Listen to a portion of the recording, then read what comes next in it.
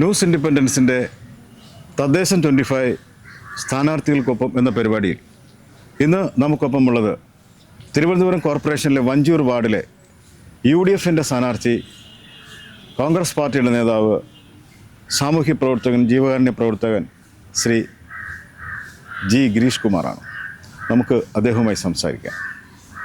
നമസ്കാരം. നമസ്കാരം. താങ്കളൊരു ജീവകാരുണ്യ, സാംസ്കാരിക, സാമൂഹ്യ മേഖലയിലൊക്കെ പ്രവർത്തിക്കുന്ന വേറിട്ടൊരു വ്യക്തിത്വമാണ്. താങ്കൾ തിരഞ്ഞെടുക്കപ്പെട്ടു വന്നു കഴിഞ്ഞാൽ വഞ്ചൂർ വാർഡിൽ എന്തൊക്കെ വികസന പദ്ധതികളാണ്, എന്തൊക്കെ പ്രവർത്തനങ്ങളാണ് താങ്കൾ വിഭാവനം ചെയ്യുന്നത്? താങ്കൾക്കൊന്ന് പറയാമോ? വഞ്ചൂർ തിരുവനന്തപുരം കോർപ്പറേഷനിൽ ഒരുപാട് മിഷണറികളുണ്ട്. ഈ വാർഡുകളുടെ പ്രവർത്തനങ്ങൾ നിയന്ത്രിക്കുന്നതിനായിട്ട് ഒരുപാട് മിഷണറികളുണ്ട്. പക്ഷേ അതൊന്നും കാര്യക്ഷമമായി പ്രവർത്തിക്കുന്നില്ല.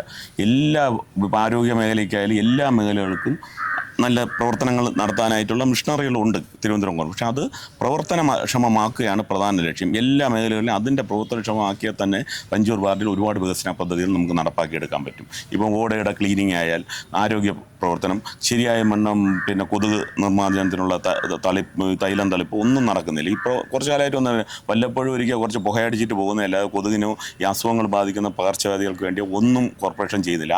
അതിനുള്ള സംവിധാനവും അതിനുള്ള ഫണ്ടും ഒക്കെ കോർപ്പറേഷൻ ഉണ്ട്. പക്ഷെ അത് ശരിയാവണ്ണം വിനിയോഗിക്കാത്തതാണ് പ്രധാന പ്രശ്നം. അതൊന്ന് ശരിയാക്കിയെടുക്കുകയാണ് എൻ്റെ പ്രധാന ലക്ഷ്യം.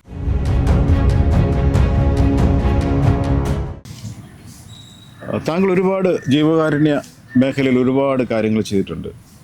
എനിക്ക് താങ്കളെ അറിയാവുന്നത് തിരുവനന്തപുരം നഗരത്തിലെ ഏറ്റവും കൂടുതൽ ബ്ലഡ് ഡൊണേഷൻ ചെയ്ത ഏറ്റവും വലിയൊരു ജീവകാരുണ്യ പ്രവർത്തകനായിട്ടാണ് എനിക്ക് താങ്കളെ അറിയാവുന്നത്. താങ്കൾക്ക് കിട്ടിയിട്ടുള്ള പുരസ്കാരങ്ങൾ, താങ്കൾ ചെയ്തിട്ടുള്ള ഈ സാധാരണക്കാരും പാവപ്പെട്ടവരും ബലഹീനരും ഒക്കെ ആയിട്ടുള്ള, ആലംബഹീനരായിട്ടുള്ള സാധാരണക്കാർക്ക് വേണ്ടി താങ്കൾ ഒരുപാട് കാര്യം ചെയ്തിട്ടുണ്ടല്ലോ. ഒന്ന് വിശദീകരിക്കാമോ? ഞാൻ ജീവകാരുണ്യ പ്രവർത്തനം എന്ന് പറഞ്ഞാൽ 97 മുതൽ ബ്ലഡ് ഡൊണേഷനുമായിട്ട് ഇതായിട്ട് നിൽക്കുകയാണ്. ഇപ്പം ഞാൻ ബ്ലഡ് ഡോണേഴ്സ് കേരളയുടെ അംഗവും അനന്തപുരി ബ്ലഡ് ഡോണേഴ്സ് ഫോറത്തിൻ്റെ പ്രസിഡൻറ്റുമാണ്. ഏതാണ്ട് 155 പ്രാവശ്യം ബ്ലഡും പ്ലേറ്റ്ലെറ്റുമായിട്ട് ഞാൻ ദാനം ചെയ്തിട്ടുണ്ട്. 50 പ്രാവശ്യം ബ്ലഡും 105 പ്രാവശ്യം പ്ലേറ്റ്ലെറ്റും ദാനം ചെയ്തിട്ടുണ്ട്. ഇപ്പം പ്ലേറ്റ്ലെറ്റിനെ എന്നെ കൂടുതൽ വിളിക്കുന്ന RCC പേഷ്യൻസും കിംസിലെയും ഈ ക്യാൻസർ പേഷ്യൻസിനെ പ്ലേറ്റ്ലെറ്റ് കൂടുതലായിട്ട് വേണ്ടത്. ഈ പ്ലേറ്റ്ലെറ്റ് ദാനത്തിന് എന്നെ കൂടുതലായിട്ട് വിളിക്കുന്നതിൻ്റെ തന്നെ പ്രധാന കാരണം ഞാൻ ഈ സമയം കണ്ടെത്തി അതിന് ചെല്ലും. കാര്യം പ്ലേറ്റ്ലെറ്റ് എടുക്കുക എന്ന് പറഞ്ഞാൽ കുറച്ച് സമയമെടുത്ത് 1-1.5 മണിക്കൂറുള്ള ഒരു പ്രൊസീജിയറാണ്. അപ്പോൾ അതിനുവേണ്ടി സ്വന്തം സമയം കണ്ടെത്തി ഇപ്പം ഈ താൽക്കാലിക ജോലിക്കൊക്കെ നിൽക്കുന്നവർക്ക് ഇത്രയും സമയം കണ്ടെത്തി പോകാൻ പറ്റാത്തതുകൊണ്ട് കൂടുതലായിട്ടും എന്നെ വിളിക്കും. ഞാൻ AB പോസിറ്റീവാണ്, അന്ന് എൻ്റെ ബ്ലഡ് ഗ്രൂപ്പ്. അതുകൊണ്ട് AB പോസിറ്റീവാണ് കൂടുതൽ മറ്റുള്ളതുമായിട്ട് ചേരുവ കുറവുള്ള ബ്ലഡ്. അതുകൊണ്ട് എന്നെ വിളിക്കും. ഞാൻ എപ്പോഴും എത്തും. ഇതിൻ്റെ ഇടയിലും കഴിഞ്ഞ എൻ്റെ മുമ്പത്തെ വെള്ളിയാഴ്ച ഞാൻ പോയി പ്ലേറ്റ്ലെറ്റ് കൊടുത്തു. ഇലക്ഷൻ പ്രചരണത്തിൻ്റെ ഇടയിലും കൊടുത്തു. പിന്നെ എനിക്ക് കിംസിൽ നിന്നും ബ്ലഡ് ഡോണേഴ്സിൻ്റെ അവാർഡ് കഴിഞ്ഞ ജൂൺ 14 ലഭിച്ചു. പിന്നെ ബൈജു നെല്ലിമൂട് അവാർഡ്, പിന്നെ മീഡിയ സിറ്റിയുടെ അവാർഡ്, ഇങ്ങനെ ഒട്ടനവധി അവാർഡുകൾ ബ്ലഡ് ഡൊണേഷൻ്റെ പേരിൽ എനിക്ക് ലഭിച്ചിട്ടുണ്ട്.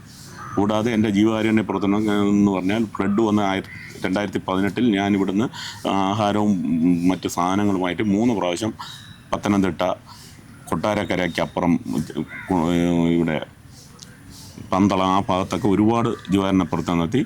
ഈ കൊറോണ സമയത്ത് കോർപ്പറേഷനുമായിട്ട് ചേർന്ന് നിന്ന് ഈ സാമൂഹ്യ അടുക്കളയിൽ ഭക്ഷണം പാചകം ചെയ്യാൻ പാക്കിങ്ങിൻ്റെയും കൂടെ നിന്ന് പാവപ്പെട്ടവർക്ക് ഫുഡ് എത്തിച്ചു കൊടുക്കുക, മരുന്ന് എത്തിച്ചു കൊടുക്കുക, ആഹാര സാധനങ്ങൾ വാങ്ങാൻ ഇറങ്ങാൻ പറ്റാത്തവർക്ക് സാധനങ്ങൾ വാങ്ങി എത്തിക്കുക. ഇതൊക്കെയായിരുന്നു എൻ്റെ ഒരുപാട് ജീവകാരുണ്യ പ്രവർത്തനം ഞാൻ നടത്തിയിട്ടുള്ളത്. അപ്പോൾ വഞ്ചൂർ വാർഡിനെ പ്രതിനിധീകരിക്കുന്ന മികച്ച കൗൺസിലറായി മാറട്ടെ എന്ന് ഞങ്ങൾ ആശംസിക്കുന്നു. ന്യൂസ് ഇൻഡിപെൻഡൻസിൻ്റെ എല്ലാ വിജയാശംസകളും നേരുന്നു. Thank you.